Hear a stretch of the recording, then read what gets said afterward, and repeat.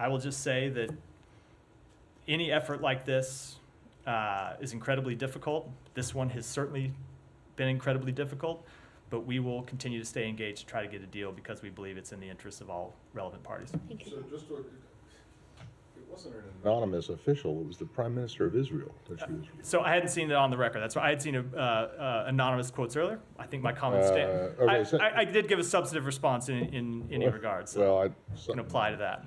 okay, substantive. I don't know by whose definition, but anyway, when you Ouch, say that, Matt. I thought it was well, pretty, I thought it was but pretty you say substantive. that the death toll. When you said before, prior, the death toll continued or has fallen since October.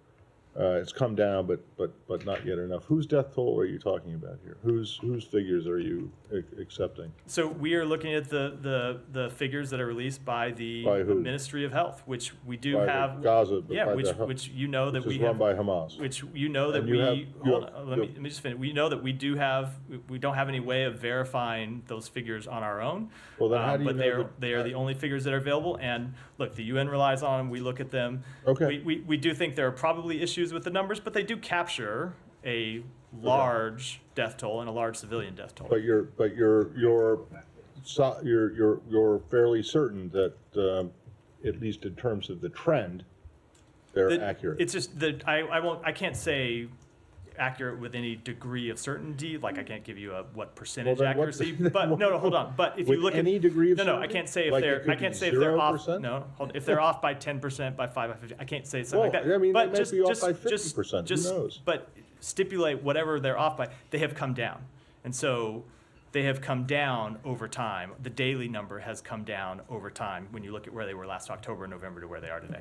All right, last thing, really briefly, just on this whole hypothetical thing, because when Humaira started her question, it was about my question to you, and it is a hypothetical because you have the president making a determination on something that hasn't happened yet, right? He is making United States policy based on conversations with the government of Israel, where they tell us what they plan to do. Let me put it. Let me put it in a very flip way. Like, should I be bringing an umbrella home with me when I leave work today? I have not looked at the forecast. I can't quite answer that. Right. So that's a hypothetical. So you don't know, right? I don't have control over the forecast. The government of Israel. Hold on. The government of Israel has control of what it's going to do, and so when they tell us that they intend to do something, we make our policy in reaction to that. Okay. Just a point of clarification on that very front, because Admiral Kilbury said this morning that the Israelis have been saying their Rafah operation is limited, precise, and of a short duration. That's something that you're going to monitor. So have they told you that they are going to undertake a big operation in Rafah, and that's the reason for this policy? They have made quite clear they intend to conduct an operation. The operation that they have conducted so far has been limited. They have talked, I think, quite openly about conducting a major military operation in Rafah. We are opposed to that, but we'll see what happens. We have made quite clear we don't want to see it happen. We continue, and I should say, we do continue to engage with them about other options that they can pursue. We have presented a full range of other policy choices that they can make that we think would achieve the goal of dismantling Hamas and choking off the Hamas battalions that remain in Rafah without further endangering civilians there and without causing this mass population displacement with no place for them to go. And so they may end up taking that option, but right now we will wait and see what happens. Have you had any indication in conversations since this policy shift was announced that they are considering a different tactic? I'm not going to talk about our private conversations with them, but you can look at their public remarks and draw conclusions from that. Okay. The original reason going back to April 4th that both the president and the secretary have said that the U.S. would shift its policy was because Israel needed to boost the amount of humanitarian aid getting into Gaza. That picture looks about as bleak as it has ever been, with Rafah being closed, Kerem Shalom being open, but nothing going in.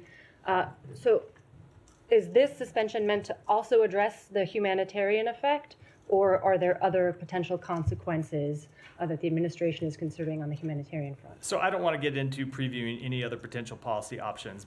I will say, first of all, you're right. We have been very clear that the level of humanitarian assistance needed to come up and it needed to stay up, and it is not at the level it needs to be this week. That said, Kerem Shalom is open today, and some trucks have moved through Kerem Shalom. So we are have had a bit of an increase from where we were yesterday. I don't have the number, but just before I came out here, told that some trucks move through. Some trucks also move through Erez. So there are trucks that have gotten in. Not enough. Clearly not enough. Not at the level that they should be. And so that's why we'll continue to push, continue to work with humanitarian partners to try and get them back up, as well as to get Rafah open.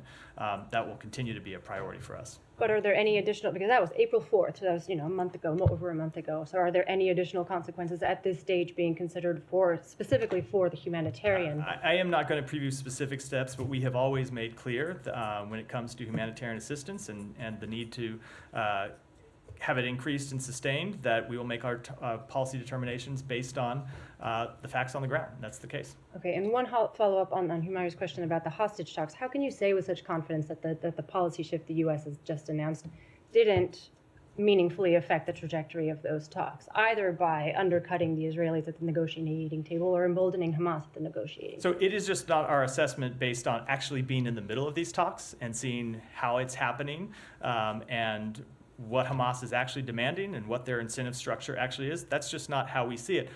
But also, again, to my point, the idea that we just have never seen Hamas as having any interest in civilians and civilian life in Rafah. So the idea that a Rafah invasion that would kill civilians is something that they lose sleep over, just isn't backed up by the facts, isn't backed up by their track record the past 7 months when they have put civilians in harm's way time and time again.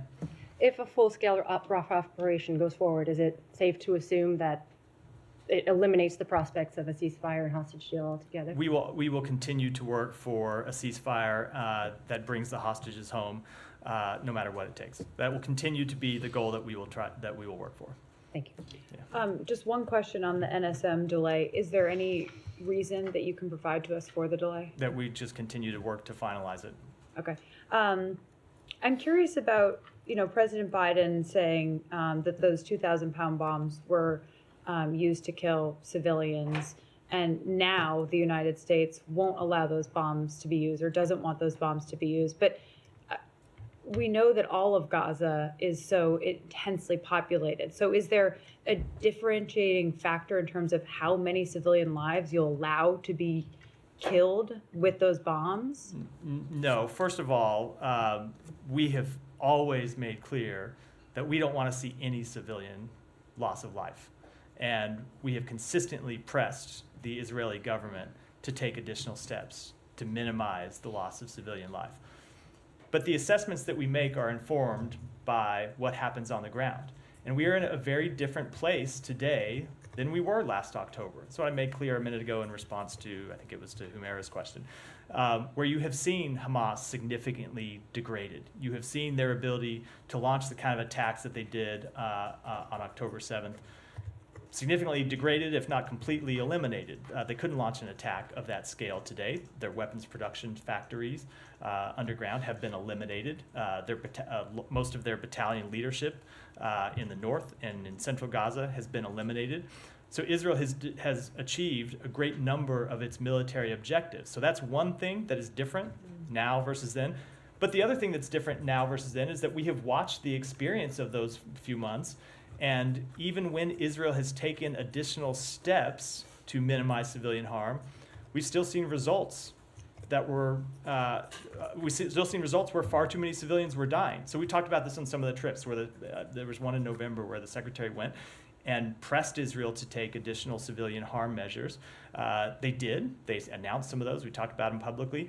And we still saw an unacceptable loss of civilian life. So when you look at all of those factors, both where the the battle versus Hamas stands today, and the track record over the last few months, it leads us to believe that the loss of civilian life in Rafah, where you have a situation unlike anywhere else, both because of the concentration of people and because there's nowhere left to go, because all these people have come down to Rafah and there's nowhere for them to go now, it leads us to believe that the results would be disastrous from a civilian harm perspective. Okay. And then NSC's John Kirby said earlier today that Biden doesn't want certain categories of American weapons used in particular operation in a particular place. Can you just clarify for us, is this a review of the future shipments of U.S. weaponry based on what those weapons are?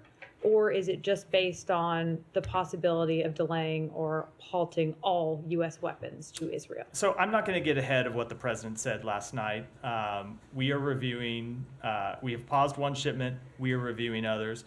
But as the president made clear, we will always be committed to Israel's defense. He talked about continuing to provide them defensive weapons. We will always be committed to Israel's security. We will always be committed to helping Israel defend itself against Hamas, Hezbollah, the threat from Iran, the threat from other terrorist groups and malign actors. But when we look at a potential operation in Rafah, the president made clear that we are not going to provide them certain weapons that they could use in such an operation. And then just last question, Kirby also said that Biden was as forthright in his conversations with Netanyahu about, the possibility to pause weapons shipments, as he was in the conversation publicly on CNN yesterday. Was the secretary also as crystal clear in his private conversations as President Biden was publicly yesterday? Yes. We have been quite clear with the government of Israel for some time that we are opposed to a major Rafah operation. And the secretary in his conversations has made that quite clear and made quite clear the potential implications as the president did. He's made clear which shipments might be I'm not going paused. to get into details, but you can be fully assured that the government of Israel understood our policy. Sorry, did he make that warning in last week's trip? I'm not going to get into details. As I said, there is no doubt that they understood what our policy was should they launch a Rafah operation, or what our policy would be, I should say. Thank you, Matt.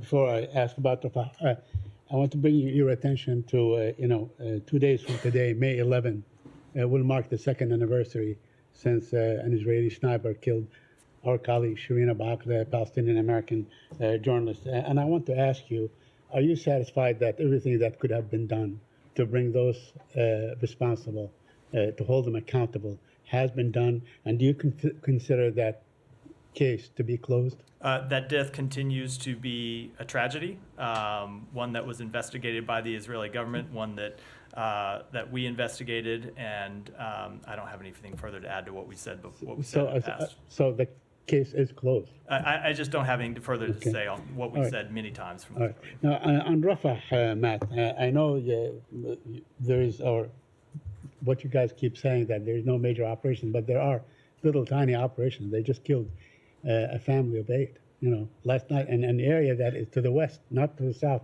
or to the east, in Tel Sultan. I mean, I don't want to name all their names, but 4 were children, Ahmed Abdurrahman, 10 years old, Lanana, 12 years old, Muhammad Ramzi Lulu, 5 years old, Jenna Muhammad Lulu, 1 year old. I mean, so these things go on day in and day out. And every one of those deaths is an absolute tragedy, Saeed. Right. But, I mean, it is obvious that the Israelis are not heeding the president's call, your call, to, sort of hold back and so on. One thought, or what we heard, is that once they raise the Israeli flag on the Rafah crossing, that maybe things will not, go south from there, but they are, right? I don't know where you heard that, Saeed. Every death is a tragedy. We have made clear we want to see them take additional steps to reduce civilian harm, but that doesn't change the fact that, just as a factual matter, we haven't seen a full-scale major military operation. Again, we're talking about like the kind of operation you saw in Khan Yunis, like the kind of operation you saw in Gaza City. Just as a factual matter, that has not yet begun. Right. Yeah, by the way, you said that, Hamas is hiding among the civilian population. It was not Hamas that drove the people south. It was actually the Israelis. They told them to go and, hunker and Rafah. So, and now, So Saeed, you're getting to my exact point, which is it was appropriate to evacuate people when there was some place for them to go. Right? When there was Rafah, which was, if not completely safe, safer than Gaza City, safer than Khan Yunis, and some place for them to go. That's not true anymore. There are not there's not sufficient infrastructure in Khan Yunis or elsewhere in Gaza for the people that move to Rafah to go somewhere else. That is why we are so opposed to a military operation there. Yeah, which takes me to my next question. I mean, if the Israelis, as you said, have already achieved their goals, and if there is no place for these people to go anywhere, why can't the United States say, no invasion of Rafah? This operation must end now, full stop, because obviously it has reached, a wall or a dead end or whatever it is. I think we have said no major invasion of site. No. Hold on, you're just listening to the initial part of this briefing. But that said, No, hold on. There are still Hamas fighters there. We have never said that Israel shouldn't be able to do anything to take on the Hamas battalions that are there. There are things that we support. We have made clear in private conversations with them alternative paths for taking out and degrading and choking off those Hamas battalions.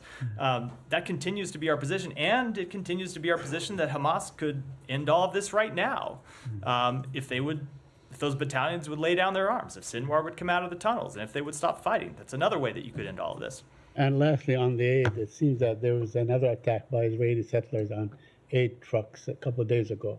Are you aware of that report, and is the United States doing anything about that? I am aware of that report. In fact, if you looked at the statement we put out, I think it was day before yesterday, the secretary talked with the foreign minister of Jordan about that attack and made clear that the Israeli government needs to do everything possible to prevent those attacks and to hold people accountable. It's our understanding that the government of Israel arrested 6 people in response to those attacks. That was after they had arrested 3 people in response to the previous attack.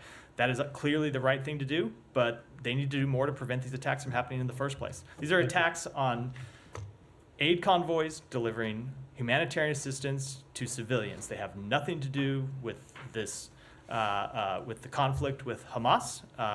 They should not be impeded, delayed, obstructed in any way. Well, they have nothing to do with it except that it wouldn't be needed. You know what I mean? What I mean, you know what I mean is if your goal is to deprive Hamas of something, stopping these convoys for civilians does nothing to achieve that goal. Thank you. Yeah, John. Thanks. Just wanted to clarify something you said at the top. I think I heard you say there are certain types of military systems that we will not make available to Israel for use in a Rafah campaign. Does the president's statement preclude delivering those weapons, shipments, or analogous ones to Israel for use in other areas during this time frame? I am just not going to get beyond what the president said last night at this point. We've made clear what our policy is. We will engage with the government of Israel about this question and others. But as I said at the top, while we're opposed to I'm just going to speak about this generally, while we're opposed to a major Rafah military operation, we do still support Israel's right to defend itself against other threats. That has not changed. That will not change. The president's commitment to Israel's security is ironclad. And I should have said this earlier, so I'll make the point now. We actually do believe that a Rafah campaign actually, in addition to all the harm it would cause to the Palestinian people, actually weakens Israel's security, doesn't make it stronger. It's one of the other reasons we're opposed to the campaign. So, and this just as a practical matter, do you assess that Israel requires the weapons in these shipments to proceed with the operation? I just am not going to get into the details of how they would conduct an operation at all. Okay, so well then on Hamas incentive structure, granted granting your point that they're not concerned in these negotiations about civilian casualties, you have said before, you even alluded just now, there are military targets in Rafah. Does Hamas in these negotiations feel an incentive to release hostages in order to preserve that military infrastructure? We think the only thing the Hamas leadership cares about is protecting themselves. All the Hamas assets is themselves. So I'm kind of limited in what I can say here, but ultimately, when you look at the things that are on the table in the hostage deal, the point of this deal, the things that Hamas gets out of it are things that would benefit the civilian population of Gaza. These aren't things that they have shown they have a huge interest in advancing. Right, and I'm just trying to think about how, obviously this is a big issue that has a lot of really important components, but I'm just trying to zoom in on how it affects the hostage negotiations. I've spent a fair amount of time this week interviewing the families of Israeli Americans. I think every one of them was very complimentary of how the administration and this building has been supportive of them. But I can't help but wonder, as we watch what Hamas says, and so much of this negotiation seems to hinge on sticking point of a ceasefire, of an end to the military campaign. Do you assess that the president coming out up front and saying that that the U.S. would not provide weapons in this context, does that not undermine Israel's leverage in a negotiation? Or do you just think that the military issue here is not? And I heard what you said earlier about how you think this would play out. But however self-serving Hamas is, do you just not think that the threat of military losses on that file are relevant to the negotiations? No, it just hasn't been our assessment that is how the negotiations have played out at all. So I want to go back to the talks and following up on that question. There was some reportings that the talks are now in pause because the Israelis brings a new demand of excluding Rafah from any ceasefire, agreed ceasefire in Gaza Strip. Can you comment on that? Can you confirm or deny? Or is this will be something acceptable for you to exclude areas from ceasefire? So I'm not going to get into the kind of peculiar details of leaked reports, but broadly speaking, the ceasefire negotiations have been about a ceasefire for all of Gaza, not isolating any one particular Not area. exclusions. No seclusion. They've been a ceasefire for all of Gaza. And 2 days ago, you were positive that a deal is possible and the bridging the gap is still possible in the negotiations. Is it still your assessment? It remains our assessment that it's possible. This has always been difficult, though. It's been difficult from the beginning, and when you get to the end of these types of negotiations, you've heard the secretary say this before. Oftentimes, the last issues are the hardest ones to reach. There were other periods where we thought we might be close to a deal. All I can say is that we think there's space for a deal still, and we're going to continue to stay engaged with our partners in the region to try to push for one. Go ahead. Thank you. Switching the topic. Yeah. 2 questions on Iraq. Undersecretary Ozazia was in Baghdad yesterday, and she was in Erbil today, and she met with the different officials. I want to know if there's any connection between her visit to Baghdad and the recent law that was passed by Iraqi parliament anti-LGBTQ. And overall, how does the U.S. view the human rights and democracy in both Iraq and Erbil? So this was a long-planned trip to advance regional humanitarian, human rights, and civil security priorities. She had 3 objectives there. 1, promoting democracy and partnering with Iraqis to support a vibrant civil society. 2, advancing the protections of human rights, including press freedom and freedom of expression. 3rd, advocating to create safe, informed, voluntary, durable solutions to internally displaced persons throughout Iraq, but of course our position on that law is well known. We made that quite clear. And secondly, in her meetings with the KRG officials, and what we saw from the KRG statement, also her meeting with the president of Kurdistan, they touched about the situation in Sinjar, the current situation in Sinjar, and also the agreement of Sinjar. How do you see the current situation in Sinjar and the agreement of Sinjar that was agreed in 2020, sorry, but it hasn't been applied? Let me take that back and get you a full answer. Go ahead, Willie. Thanks, Matt. Are you worried that, I mean, the weapons has kind of been your trump card. Are you worried that by using this card now, you've lost your leverage and your ability to influence Israel, particularly on the humanitarian front? So I've gotten this question a lot about leverage. We've never seen it just as a question of leverage. Israel is a longstanding ally of ours. We have a deep relationship with them at a government-to-government level. We have a deep relationship with them at a people-to-people level. We have always understood this relationship is between two sovereign countries. Israel is going to make the decisions that they're going to make. They have to make a full assessment of the situation they face in Gaza. They have to take a full assessment of what that will mean for the policies of their allies and partners, and we have to do the same thing, and we will. That said, we will continue to give Israel our best advice about what they should and should not do, as we have from the beginning. We will continue to have, it's loud, Kylie. We'll have very, very direct at times, I'm sure, conversations about both how they operate their military campaigns and the provision of humanitarian assistance. I don't expect that to change in any way. Those channels remain just as open today after the president's interview on CNN as they did. We have continued to have conversations with the Israeli government today, I can assure you that. Alex, go ahead. Happy Sure. Europe Day. The EU approved a plan to use some of the funding generated by profits from frozen Russian assets to buy weapons for Ukraine.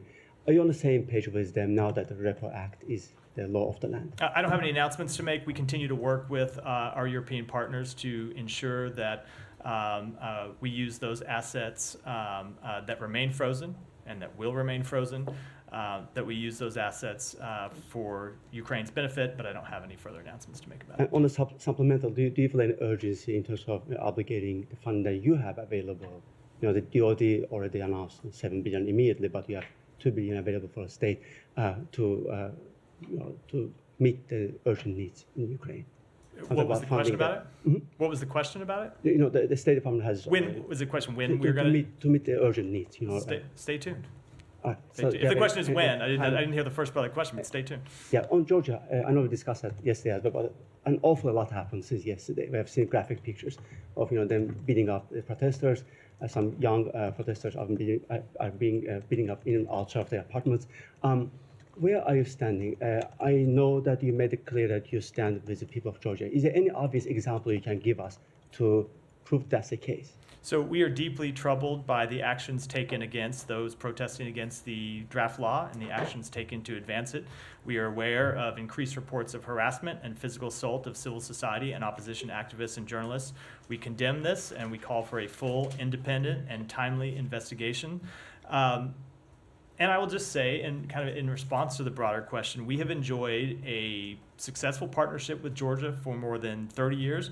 We would like to continue to work with Georgia. There is still time to work collaboratively with Georgia, but the Georgian government needs to change course for that to be the case. But clearly they ignored every warning from this building. Is it time for the secretary to step in and pick up the call him and say enough is enough? I always appreciate the very prescriptive policy options you have to offer us in this briefing, but we will take, we will. That's a general sentiment. What's that? That's sentiment in Georgia. No, I understand, but we have made clear what our policy is, and we will continue to make that clear, and I'm not going to preview any actions that we are going to take from this podium. I find a question for me. Let me just go ahead.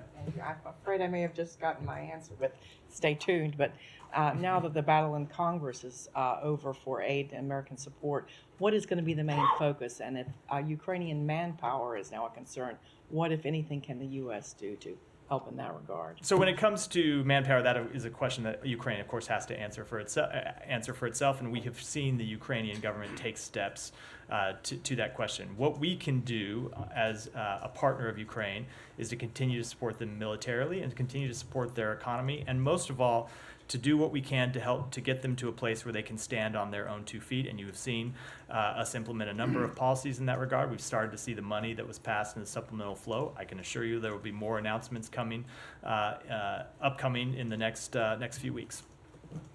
Go ahead. Senior UNRWA official Scott Anderson told Politico the other day that IDF units are already on the ground in Rafah, killing dozens of people there, including kids. He also said one of the units is the same that killed 7 World Central Kitchen workers, including an American, of course. So he's saying the IDF is already killing people, to Said's point, kind of, in a way that questions this line between major and minor operations. And one of these units is one that ostensibly killed an American. So how is the U.S. letting an Israeli unit that killed an American now continue to kill Palestinians? Like, is that not a red line? So I'm just not able to verify that report. And since I'm not able to verify that report, I'm not able to comment on any implications of it. Okay, but conceivably, I mean, Red line. Bottom line, I but- cannot. I can't verify that to be just- true. So I sure. can't talk about any Understood. possible implications for something I don't know to be true. But just to follow up on that, what is the latest on the unit that did kill the World Central Kitchen workers? I don't have any updates to offer on that. Okay. And then secondly, it's been 101 days now since Hind Rajab, her family members, medics sent to save her were killed. So first question related to that is there an update on the investigation into that attack? I don't have anyone. I'm happy to go back and get you the latest. Okay. So she's one of 14,000 kids killed. Israeli forces have killed those World Central Kitchen workers. Of course, there's 100 more. President Biden admits Israel has killed civilians with U.S. weapons. We have the delay of the memo as to whether or not the U.S. determines whether Israel has violated national law. With all of this, I understand, there's been a pause on one shipment of weapons. You have said, other shipments are under review. But how did the U.S. feel comfortable sending Israel $17 billion if we can't get answers to any of this? And how can it justify sending any more weapons at this point? So two things can be true at the same time, and two things are true at the same time here. One, that we do have concerns about certain ways that Israel has conducted operations. We've been open and forthright about those. We've engaged with the government of Israel about ways they can improve their operations to minimize civilian harm. We've seen them take some steps. We haven't seen them take enough, and of course, that has led us to have concerns about how a Rafah operation would unfold. That is one thing that's true. The other thing that's true is that we are committed to Israel's defense. Israel is a democracy in the Middle East that is a longtime ally of the United States with whom we share many values, that faces a number of threats from its neighbors, faces a number of threats from terrorist groups, and we are not going to abandon Israel in the face of those threats. And that includes spending every dime that is contained in the supplemental for Israel's defense. I would also add that there is money in that supplemental for humanitarian relief efforts for the Palestinian people, and we intend to spend every dime of that money as well. To what end? I know you've said, still Hamas remains there, but as we've discussed before many times in this room, there is the possibility not just of Hamas sustaining for many more months, but that this might turn more people to sort of join Hamas after being bombarded. So to what end does an operation remain just committed to removing Hamas from threatening Israel, given that there's always the concern of hostages? Four have been killed, 3 have been saved. I was just saying, I I feel like you have been listening and internalizing the Secretary's speeches, because what the Secretary has made clear is that there has to be a political path forward. That there can't be only a military operation. A military operation. There has to be a military operation that is followed by a political path forward that meets the legitimate political aspirations of the Palestinian people, or you will have a continuation of this endless cycle of violence. And that is why we have engaged in diplomacy in the region to try to create that political path forward.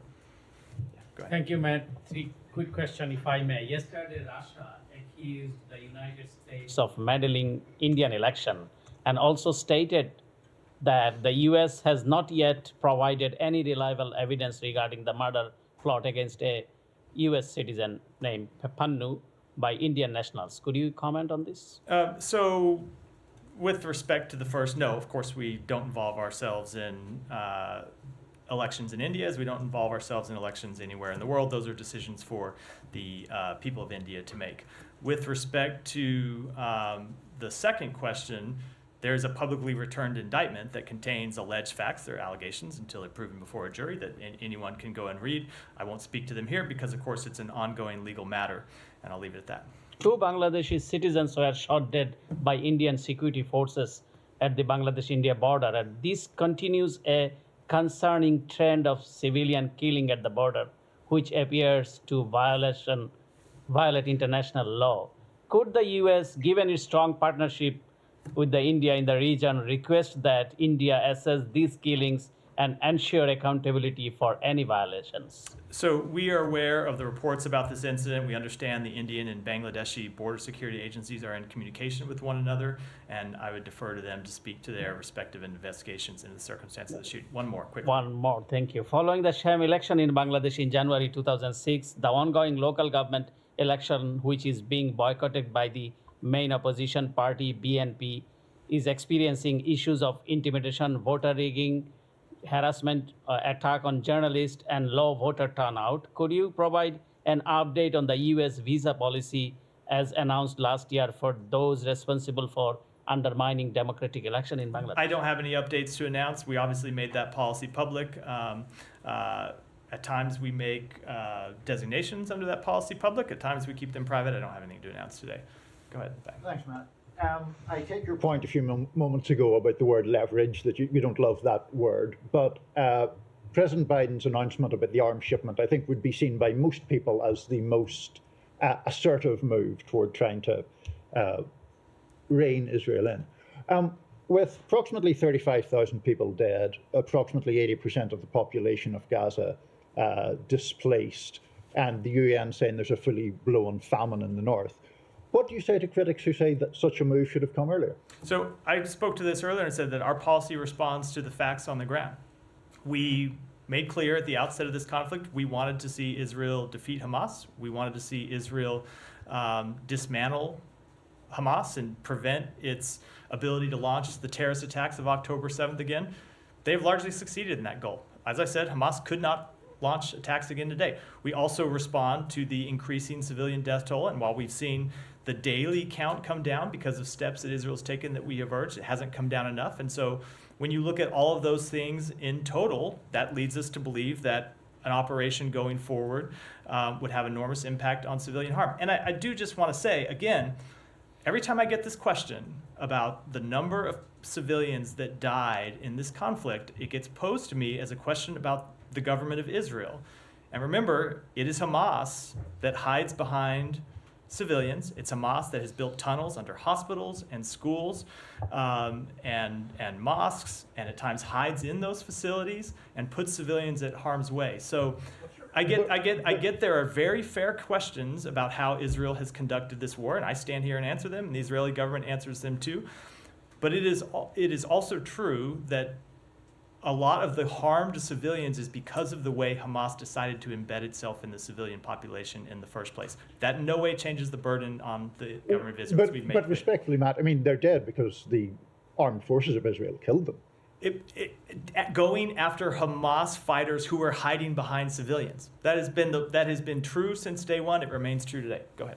In the back. Just to follow up on his question, your answer makes it sound like it's an okay number for 40,000 people to be killed. Hold on. That is not at all a fair reading of what I said. I made quite clear that we have made quite clear for months and months and months that far too many Palestinians have been killed in this conflict. And we have engaged with the government of Israel to bring down the level of civilian death and convince them to take additional steps to reduce civilian harm. When we look at the operation in Rafah, it is a landscape like no other, both because of the way people are densely packed into such a small area, people from Gaza City, people from Khan Younis, and unlike with respect to an operation in Gaza City or Khan Younis, there's nowhere for them to evacuate to. And that is a critical difference when it comes to a Rafah operation that didn't exist for previous ones. So the Israeli army says that it has the munitions it needs for the Rafah operation and for any planned operations. Does that mean, do you think that is their way of saying we will go into Rafah? I will let them speak for themselves on those questions. And just more about the aid. You say that every dime in that U.S. aid to Gaza will be spent. How do you plan to spend it in Gaza, given that settlers are stopping convoys from going into Gaza? Delaying, not stopping. And today, UNRWA was set on fire by settlers as well. So first of all, they delayed those convoys. They did not stop them. Those convoys eventually got through.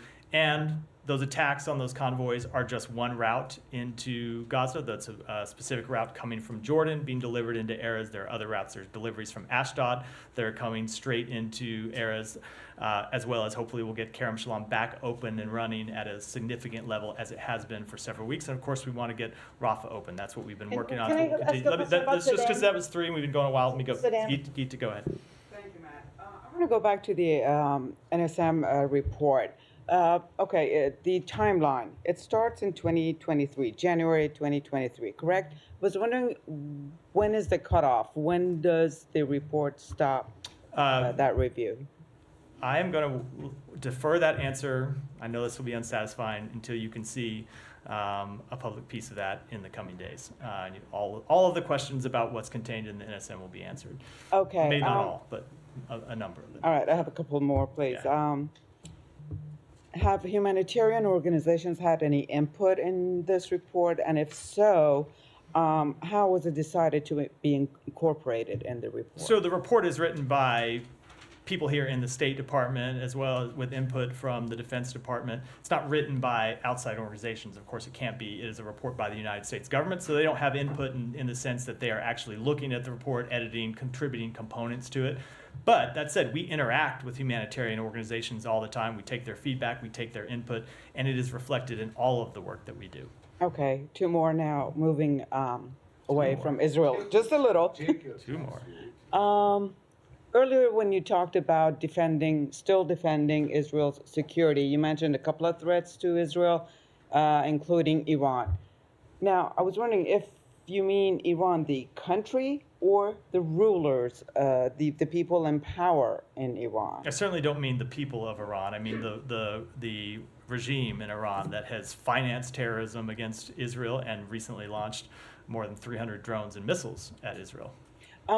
It seems like Iran is feeling a little threatened because today another senior advisor of Ali Khamenei, the leader, said that if Iran's existence is threatened, they will review their military and nuclear doctrine. I was wondering how concerned are you by